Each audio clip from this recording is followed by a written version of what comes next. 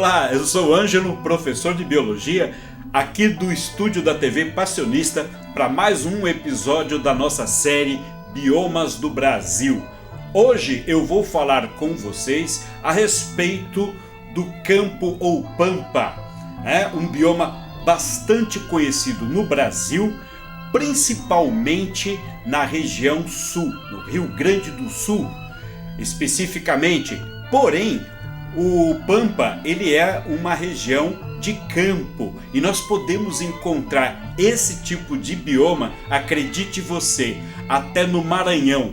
Exatamente, podemos encontrá-lo também alguma coisa na região do Mato Grosso do Sul, por exemplo.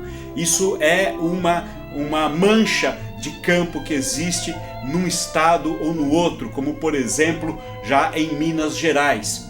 Porém, no Rio Grande do Sul existe uma identificação com esse bioma por conta da grande extensão que existe naquela região. Então você cria essa palavra pampa, que é um nome de origem indígena, tá? Que tem a ver com campo, né? Tem a ver com planície. Então esse campo plano é coberto de grama. Então, logo de cara, a gente pode dizer que a principal formação vegetal do Pampa é a gramínea. Mas essa gramínea, não pense apenas naquela grama que você vê a paradinha, bonitinha, não. Pode ser até de 30 centímetros ou mais, tá? Existe uma variação muito grande dessa espécie que a gente conhece como gramínea. Até mesmo aquela grama bonitinha que você vê por aí, até nos campos de futebol. Tudo bem? Então é uma vegetação predominante. Existem árvores, claro, estão distantes umas das outras, porque aí forma aquele plano, aquela planície, né? Algumas elevações suaves é o que a gente mais vê. Alguns arbustos também, é lógico, mas não existe uma mata fechada, tá? Existem apenas alguns lugares, uma pequena concentração. É um bioma muito importante, onde com esse espaço nós encontramos alguns tipos de mamíferos, como por exemplo a capivara, né? Que já foi citada aqui em outros biomas. Porém, ela é um tipo de roedor, um mamífero roedor, que é pelo menos o maior mamífero que existe na América do Sul, isso com certeza. E outros pássaros, né, pequenos mamíferos menores do que a capivara, como pequenos gambás, alguns micos são encontrados também nas árvores, nos arbustos, etc. e tal. E existe uma grande quantidade de vegetação plana. Essa vegetação ela ajuda na contenção do calor. Existe um equilíbrio do clima feito por essa vegetação rasteira. Parece que a cor verde ela tem uma característica, uma tendência a amenizar a irradiação de calor. Veja bem, é uma região que não necessita de muita chuva, tá? Então é uma região que tem um clima que é estabilizado, um clima temperado, tá? Mas as vegetações são altamente especializadas na sobrevivência ao frio. Olha, você imagina só um lugar que tenha uma época bastante fria, com o vento, né? E você imagina então o que seria de uma árvore grande pegando um vento forte e frio, né, em toda a sua extensão. A planta ela tem que conduzir a água da raiz até as folhas, onde é feita a maior parte da fotossíntese, por exemplo. Numa região de frio e vento, fica difícil conduzir água, né, pelo caule.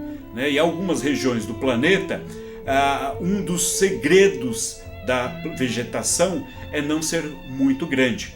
Porque ao ser muito grande, a água tem que percorrer um grande caminho até a folha, que é o lugar onde se faz preferencialmente a fotossíntese. Então, sendo uma planta rasteira, o caminho da água é mais curto, isso beneficia. Um vento muito forte pode atrapalhar a condução da água. Existem experimentos que foram feitos e comprovados na prática que muitas vezes uma árvore muito grande num lugar muito frio e com vento, corre o risco da água sofrer uma pequena cristalização, uma espécie de congelamento dentro dos seus vasos condutores. E aí toda aquela copa da árvore acaba morrendo por conta de seca. Então, por isso, existe uma grande quantidade de vegetais rasteiros que sobrevivem bravamente a qualquer tipo de mudança de clima. Você está cansado de ouvir que lá no Rio Grande do Sul, em certas épocas do ano, inverno, acontece aí temperaturas perto de 0 graus, o ponto em que a água começa a mudar de estado para o estado sólido. Então as plantas se beneficiam desse tipo de situação de não crescer para não ter que levar água muito longe. Um solo extremamente fértil para gramíneas. Isso, é lógico, vai virar pasto. Portanto, uma região excelente para a vida de qualquer ruminante, qualquer animal que se alimente desse pasto. Logo, o que aconteceu? O Rio Grande do Sul, na região dos Pampas, é tradicionalmente uma área de muita criação de gado. O churrasco gaúcho é muito famoso. Então, tudo isso tem a ver com o bioma, tudo isso tem a ver com as características regionais. A cultura do gaúcho, que é uma cultura, ela tem a ver também com o lugar onde eles moram, porque ele está intimamente ligado ao lugar onde ele vive, ao que ele come, ao que ele pode criar para o seu sustento. Pode ser ovelha, pode ser gado, mas enfim, é uma tradição daquele lugar. Pampas são paisagens incrivelmente belas, que atraem muito turismo. Inclusive nos períodos mais frios, as pessoas vão até lá, até mesmo na esperança de encontrar a tão sonhada neve, E aí a gente observa que, apesar de toda essa riqueza que parece muito próxima do natural, existe também uma tendência de desmatamento nessa área. Infelizmente, onde há concentração humana, há exploração de recursos naturais.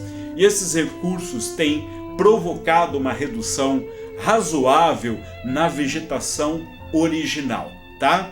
Então, estas são características básicas do bioma dos Pampas, um bioma muito lindo, importante não só para o Brasil, mas para o mundo. Espero que você tenha gostado. Volto numa próxima para falar de mais um bioma para você. Um abraço e até a próxima. Tchau.